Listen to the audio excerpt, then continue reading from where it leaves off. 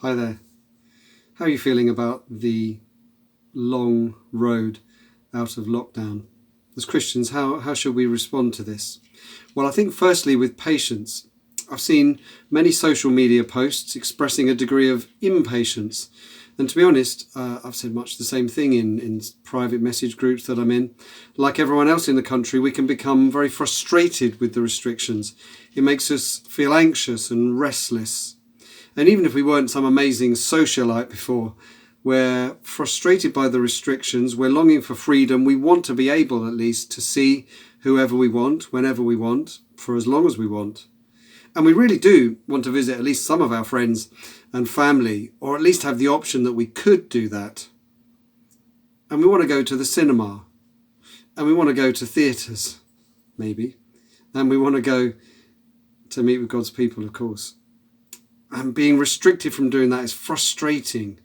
And what makes it worse is that sometimes we can't see the logic of the restrictions. There are apparent inconsistencies in them. But we have to be patient. It's what God calls us to be. It's really interesting that patience or forbearance is right up there in the list of characteristics that describe the fruit of the Spirit. It's part of the Spirit of Christ working in us. So we need patience.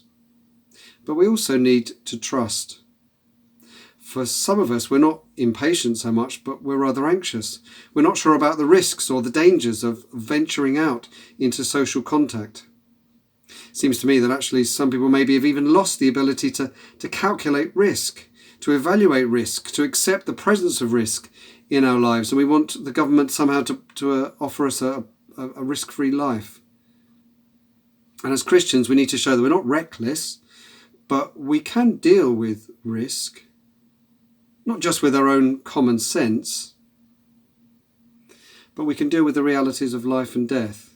We don't need to be in total fear of an unseen enemy, this virus that might strike us at any time, but rather we trust God. We trust He's in charge and we trust He's good. And we step forward in confidence that He will keep us, preserve us until the day that He takes us home. But also we need respect. As we move out of lockdown, we need to be responsible citizens.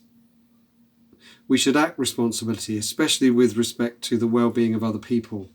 You see, we're serving Christ as we love our neighbours and respect the authorities and observe the rules. We don't always agree with the rules or trust the science behind them.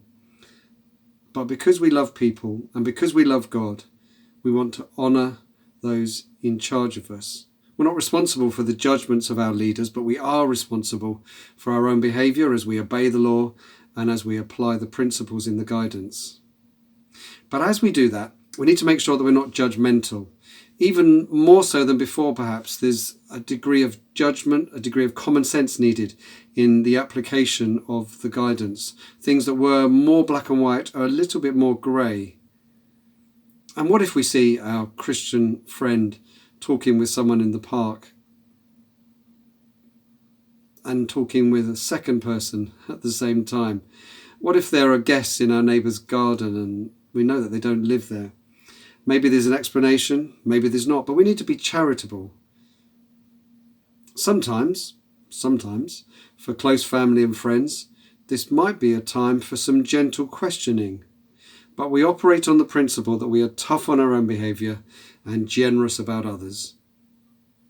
So it's a time for patience and trust and respect, and we do that covered with prayer. We pray that God may continue to be teaching us. We pray that God may be drawing people into His kingdom as they realise the frailty of life and the certainty of death and the absence of hope. And we pray that God in His mercy may have mercy on our nation, even though we've turned our back on Him, and that He would help those who are sick and suffering.